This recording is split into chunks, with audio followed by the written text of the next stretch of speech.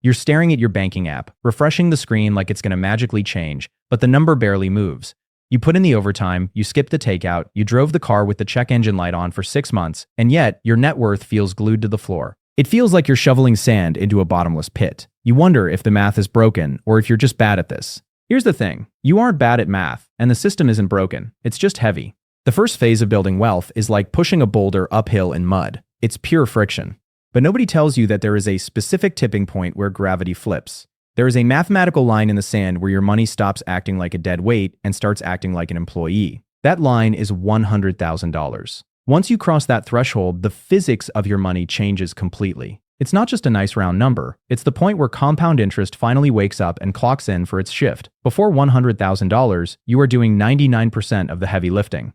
After $100,000, your money starts lifting alongside you. If you want simple money math that turns panic into a plan, subscribe. I'm Mint. To understand why this specific number matters, you have to stop looking at the total balance and start looking at what that balance does. When you have $10,000 invested and the market has a great year, say a 7% return, you make $700. That's nice. That's a grocery run or two. It doesn't change your life. You probably wouldn't even notice it without a calculator. But fast forward to having $100,000 invested. That same 7% year generates $7,000. Pause on that for a second. $7,000. That is a significant amount of money. For a lot of people, that's a fully funded IRA contribution for the next year, generated entirely by thin air. That's your money hiring another worker to earn money for you. And the wildest part? You didn't have to work an extra hour for it. I call this the velocity shift. Think of a space shuttle launching. It burns something like 90% of its fuel just to get off the ground and break through the atmosphere. It's fighting gravity, wind resistance, and its own weight. That is you from $0 to $100,000. You are burning fuel at an insane rate just to move inches. But once you break orbit, you can travel thousands of miles with a tiny tap of the thruster. Let's run the actual numbers because seeing this creates a lot of relief. I'll show you the coasting effect in a minute, but first, let's look at the grind. Imagine two people, Alex and Sam. They both want to hit $1 million. Alex is starting from zero. To get to that first $100,000, assuming he saves $10,000 a year with a 7% return, it's going to take him nearly 8 years. Almost a decade of grinding, a decade of saying no to happy hours and yes to side hustles. It's brutal. Now look at the second $100,000 to $200,000. If Alex keeps saving that same $10,000 a year, that second leap doesn't take 8 years. It takes about 5 years. Why? Because while Alex put in $50,000 of his own cash, his initial $100,000 generated about $50,000 in returns to help him out. By the time Alex is going from $600,000 to $700,000, that jump takes less than 2 years. The snowball is rolling so fast he's barely pushing it. But here is where people get tripped up. The danger isn't the math, it's your brain during that first 8-year slog. It's so easy to look at year 4, see $45,000 and think, this isn't working. You feel like Sisyphus. This is where most people quit. They cash out for a down payment on a boat or a wedding they can't afford because the progress feels too slow to matter. You have to realize that during the march to $100,000, your savings rate is the only lever that matters. Returns don't matter yet. If the market crashes when you have $5,000 invested, who cares? You can make up the loss by skipping a vacation. But once you cross 6 figures, the market returns start to matter more than your contributions. Let's look at a different scenario to prove it. Let's say you hit $100,000 at age 30. You are tired of saving.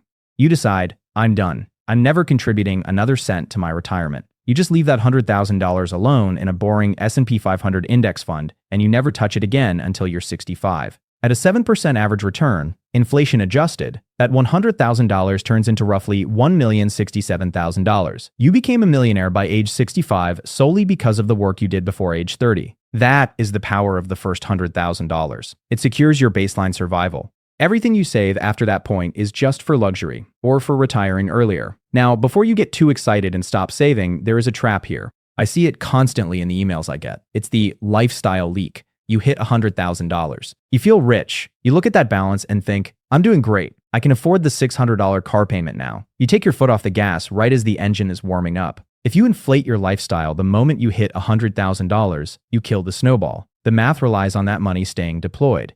The moment you start treating your investment account like a checking account for big purchases, you reset the clock to zero. You go back to the launch pad, burning all your fuel again. So how do we actually get there faster? Because waiting 8 years sounds miserable. Now, when you spend XPOs on average cash on Despot, we have 3 levers: income, spending, and time. We can't change time, but we can torque the other 2.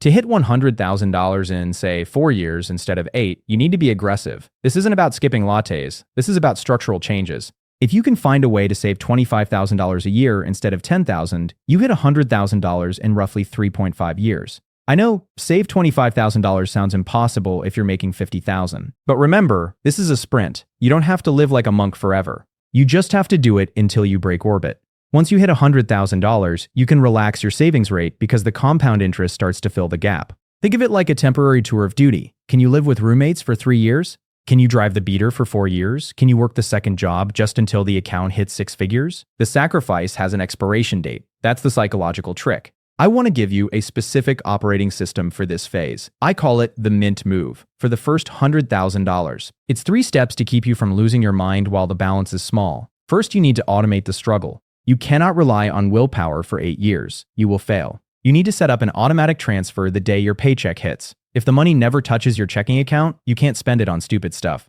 Treat your savings like a tax. It's gone before you see it. Second, the 1% escalator. Every time you get a raise or bonus, or even just every 6 months, increase your savings rate by 1%. Just 1%. You won't feel 1% missing from your paycheck, but over 5 years, that escalates your savings rate from 10% to 20% without you ever feeling the pinch. Third, celebrate the milestone, but don't eat the seed corn. When you hit $100,000, buy a nice bottle of wine or go out for a great dinner. Spend $200, do not spend $20,000 on a car. Acknowledge the win so your brain gets a dopamine hit, but keep the capital invested. You need those soldiers on the battlefield. Getting to $100,000 is the hardest thing you will do in personal finance. It is lonely, it is slow, and it is boring. But it is the gateway to freedom. Once you cross it, the wind is at your back. So you've got the target. But what happens if you want to retire early, not just at 65? The math changes again. I did a deep dive on exactly how much you need to never work again, and the number might be lower than you think. You should watch that video next.